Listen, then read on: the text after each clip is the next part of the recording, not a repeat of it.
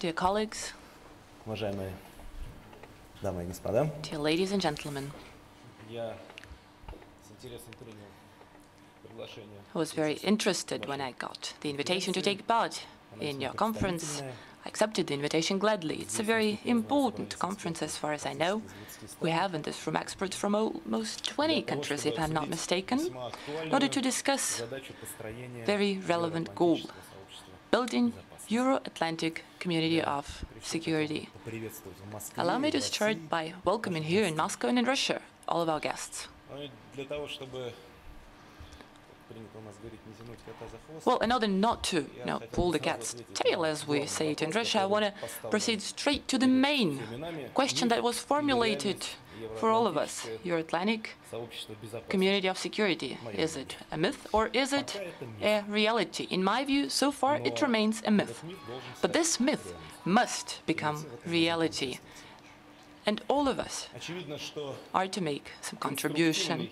It's obvious that constructive, unbiased dialogue with scientists, academic experts is needed in order to take correct, practical decisions. Decisions by those that must think about the future of their country, people that feel real responsibility for the future of the entire planet.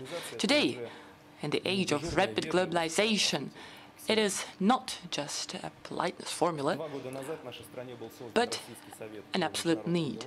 2 years ago, Russian International Affairs Council was set up in Russia. We supported the initiative. I hope we made the right choice, and I hope that representatives of the civil society, scientists, diplomats, military men that became members of the council feel that there is real demand for their work. Being blunt, I believe I can say that Russia is definitely struggling towards the construction of Euro-Atlantic community of security where everyone would feel comfortable and equally protected. Global importance of the task is obvious. And the path that our country has chosen together with our international partners and other international community members, however difficult it might be, we're not going to turn away. We're not going to linger, we're going to act. Ensuring one's security does not happen by itself. It requires efforts and full involvement of all states of the region. We are to make a lot of effort to overcome the crisis of confidence. This crisis of confidence, as we all know, was the main reason for the global economic crisis that struck global economy back in 2008. And to be frank with you, those years of economic crisis, traumatic as they might be, taught us a great deal. And when I say us, I'm referring to the global community and the heads of states. I'll be frank. It taught us to listen to each other's positions in critical situations, while before, for economic reasons, it was never the case. We all got a serious warning, and we've seen that radical change is needed in international economic relations. We haven't made those changes yet, but we are moving there, and along certain tracks we're advancing faster than I could imagine when, in the end of 2008, we first gathered in the US, and the moods were very low. We need to act in a similar fashion in all international politics affairs. We need to find solutions to today's problems by pooling efforts on the basis of new foundation. I'm still convinced that security can only be indivisible and equal, and attempts to strengthen one's own security at the expense of others undermines the entire idea of building the community of states and undermines the grounds for cooperation all the more. They will provoke the emergence of new dividing lines, generate tensions and instability. And it's not only the problem that such safe havens in the global world will not last long. They will fall at some point, and their ruins will bury the entire global security. Today in the Euro-Atlantic region, we're seeing greater demand for solid partnership. We have lots in common, and generally we need each other. We have many problems in common. Proliferation of weapons of mass destruction, natural man-induced disasters, financial economic instability, international terrorism, organized crime, drug trafficking. All of that requires closer cohesion. Those threats existed before, undoubtedly, but now in the age of globalization, they're becoming more obvious and more dangerous. We have enough prerequisites for partnership and good neighborly cooperation. We supported each other in different situations. For instance, here in Russia, we all recall brightly forest fires our country suffered from 2 years ago. The situation was very dire, and we're extremely grateful to our European partners for their substantial help. We helped and we're continuing to help each other to evacuate staff members of embassies from hotspots. We counter sea piracy, transnational crime and terrorism. We've established information exchange on the activities of terrorist groups. We've done a lot over those years, in cooperation with the European Union in particular. As far as I am aware, you've already discussed it. We facilitated visa regime, we worked under the program of partnership for modernization. I believe that was a good idea, and I hope it will remain relevant, engaging more and more states. We also cooperated in overcoming many obstacles Russia faced when acceding to the WTO. Indeed, we can say now that Western businesses are feeling themselves more comfortable in Russia. Many rules of the games are clear now. It doesn't mean that all problems have been resolved, but now there is a sense of certain proximity, and that sends a good signal to all of those that are dealing with security issues. Just recently, the universal measure of force of this or that state was their military potential. And we all hope that this is becoming past. Today, it is openness and readiness for partnership that make states strong. Moreover, rendering assistance to partners is among our national priority interests, because the world of mutual support is a safe world. With that in mind, we develop integration, CIS, in close coordination with our allies. We enforce consistently our cooperation within CSTO. We believe that CSTO is not an isolated, but rather an efficient regional mechanism to counter our common threats. By the way, our partners from the North Atlantic Alliance should probably think about establishing broader or advanced contacts with CSTO, because I believe time has long come and it would serve the mutual interests. Today, we also declared that we are determined to advance towards the new stage of economic integration within the Eurasian Economic Council between Belarus, Kazakhstan and Russia. I believe that in our relations with NATO, time has come to get rid of what hurdles full-fledged partnership, ghost of the past, mistrust instance, which exist on all sides. Time has come to bring closer positions and take together decisions that would be aimed at building more sustainable, just world order.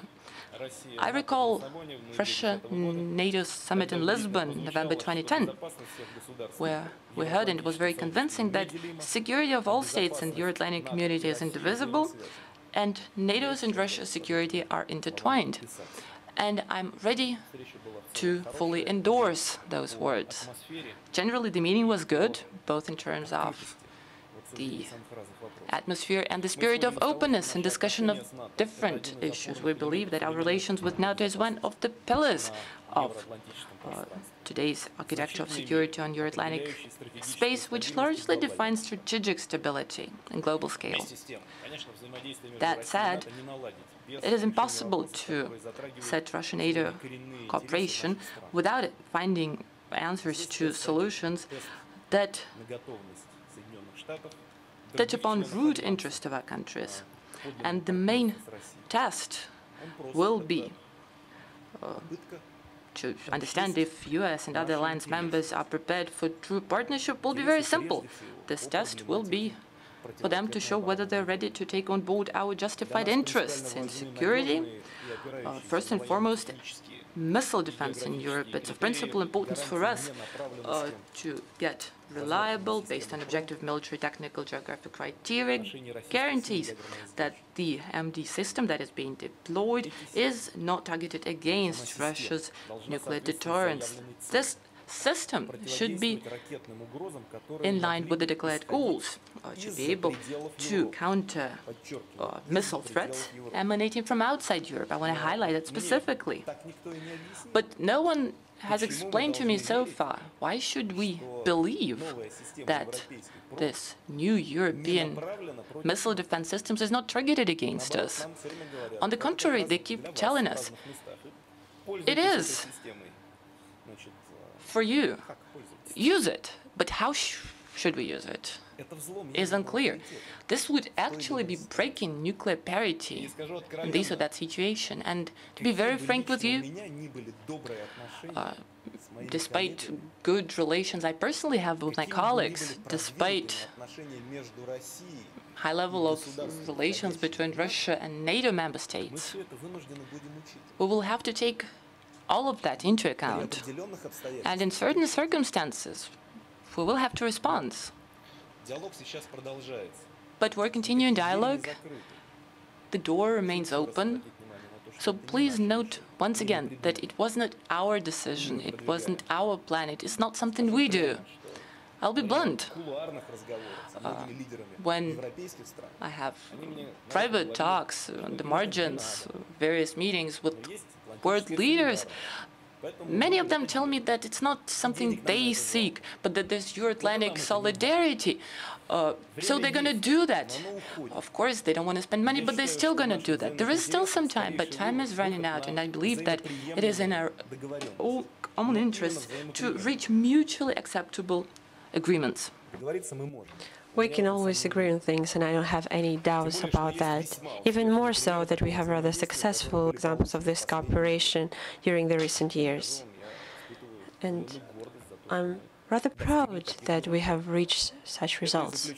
This is the signing of a new Russian-American START treaty, on the basis of which lie the principles of equality, parity, equal and divisible security of parties. And in preamble, I think it states about the connection between the missile defense, the START treaty, and if somebody forgot about that, I advise you read it. I'm convinced that this same approach is required in relation to missile defense, and then we'll work things out. Good quality cooperation has been established on the issues of providing nuclear security, a reliable one. We're thoroughly preparing to the upcoming summit in Seoul. I will visit it, and I hope this will be another stage in strengthening the cooperation in the field of physical nuclear security, preventing the potential nuclear threats of nuclear terrorism and the emergence of the black markets of nuclear materials and counteracting its illegal trade. Russia devotes a great deal of attention to protection of nuclear materials and all the installations that are related to it. And today, talking about the steps that are taken by us in this sphere and the possible forms of communication and exchange of experience with our partners. The task of strengthening the legal foundation for international relations lies on the basis of other suggestions that we've made to conclude a treaty on European security. And in the draft of this document, we tried to fix the basic principles of security in interstate relations in Euro-Atlantic space, commitment to the complying with the international obligations, the respect for sovereignty, the territorial integrity and political independence of states, and non-use of force. The treaty is called to provide conditions to form efficient mechanisms for cooperations in order to elaborate on adequate reactions to the threats and challenges in the field of security. And I am confident that the implementation of this initiative is not targeted against somebody, but is called to consolidate us, and this would strengthen the mutual confidence and would add stability to our relations. Dear colleagues, I would hope as well that your conference will give additional impetus to substantial discussions of the issues of improving the architecture of European security, including the help in answering to a number of very important questions, since the answers to these questions, in the end of the day, will help to agree on the most complicated issues of our times. In the end of the day, it will help us to change the pattern of relations in the field of security. Equal rights and those. This is the cornerstone of the international law.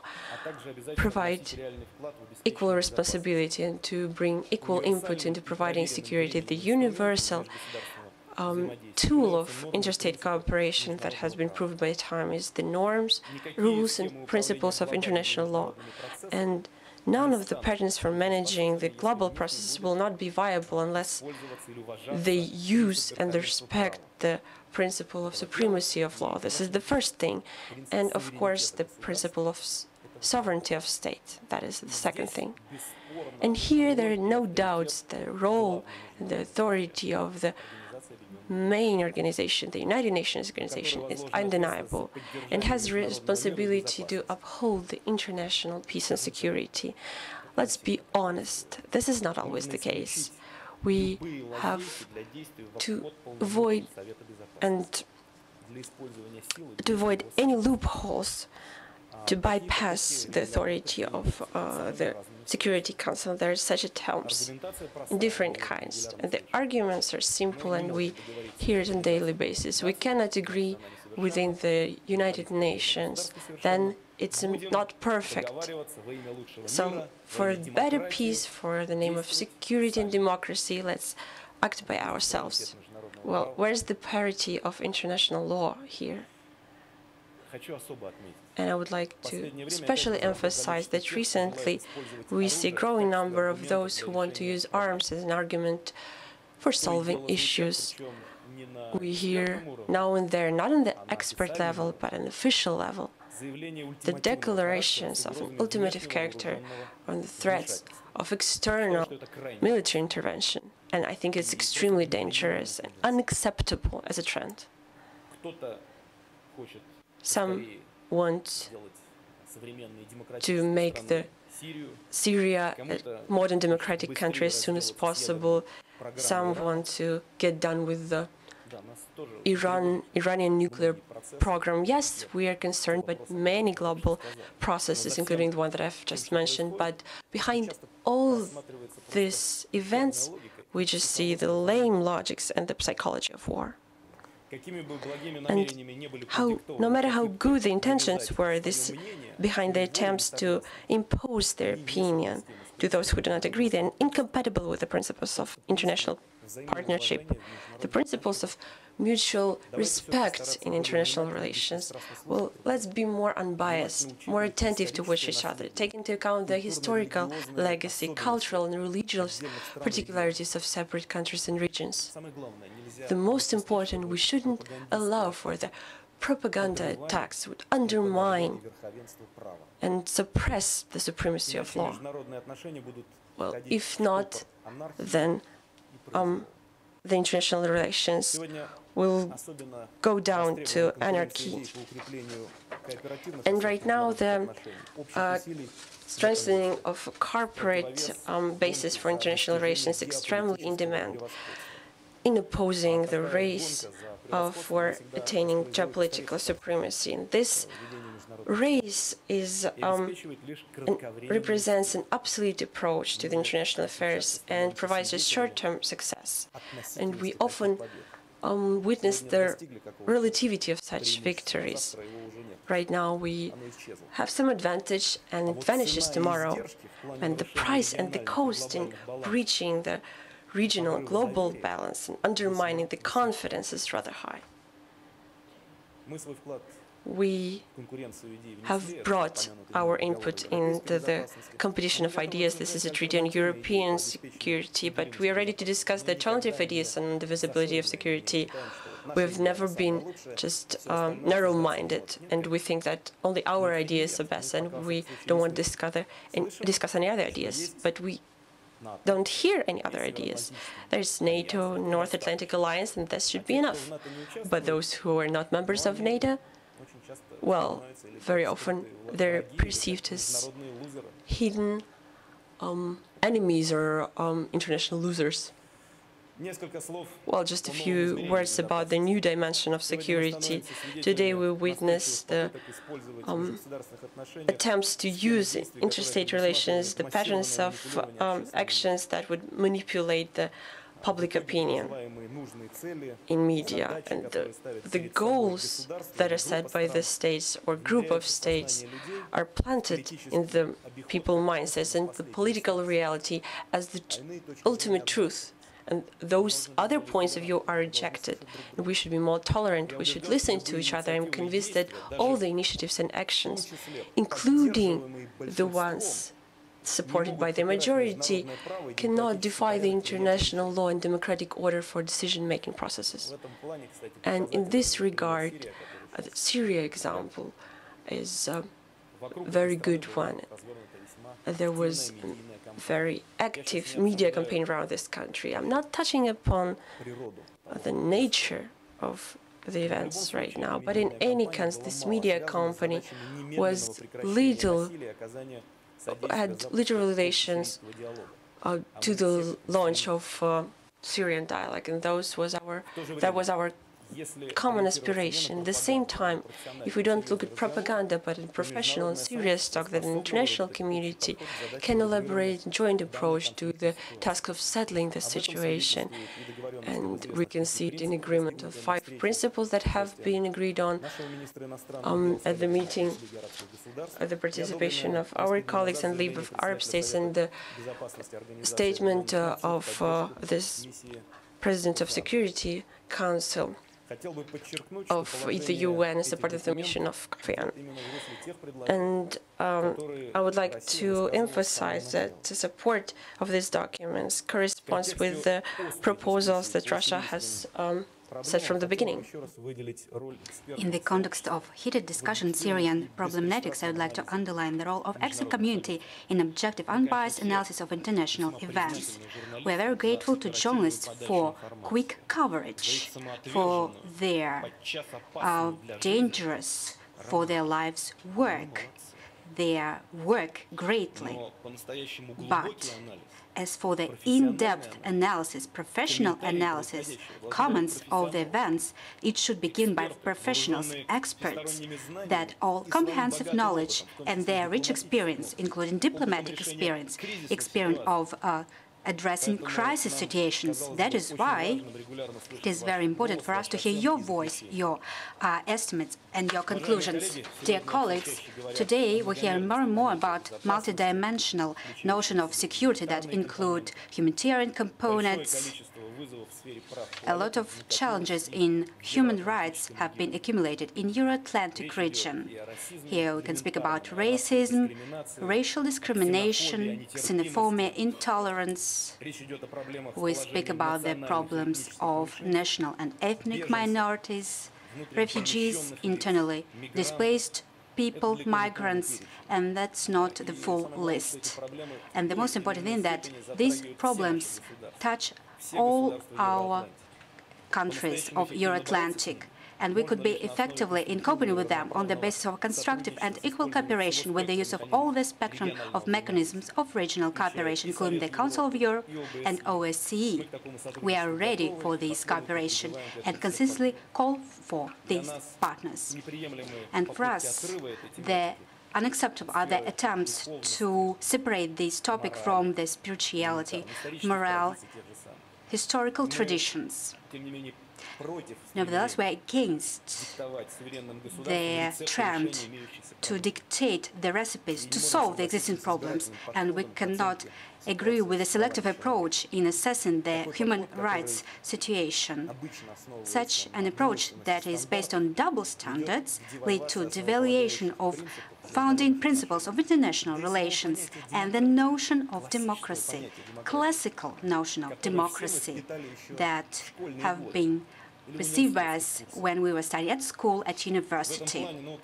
And how can we perceive so-called mantras of some states that believe themselves as leaders of democracy if in Libyan and in Syrian scenarios as examples for democratic development are chosen the states, the internal political life of which is governed by other norms.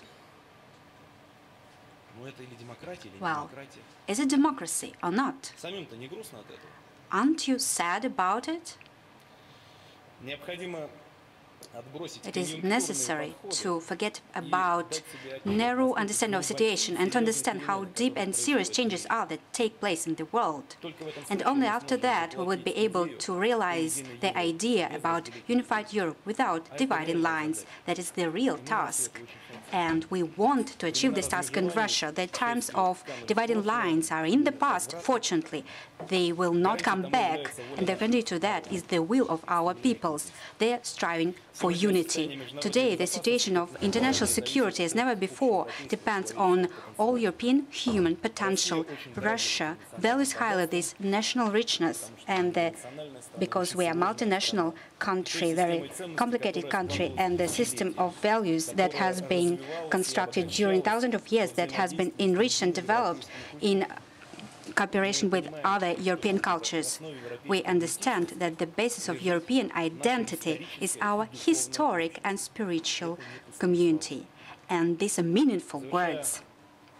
In conclusion, I would like to say that we are open for dialogue and search for mutually acceptable solutions for all the range of problems of security in Euro-Atlantic space. I sincerely hope and count on your contribution in achieving these really historic tasks. I wish to all of you success and thank you for your attention. And I would like to use this opportunity. I congratulate Mr. Brown with his 60th anniversary. Thank you very much that you are here with us today instead of celebrating your birthday in a usual situation. You are here with us discussing the global issues. Thank you very much. I wish you health.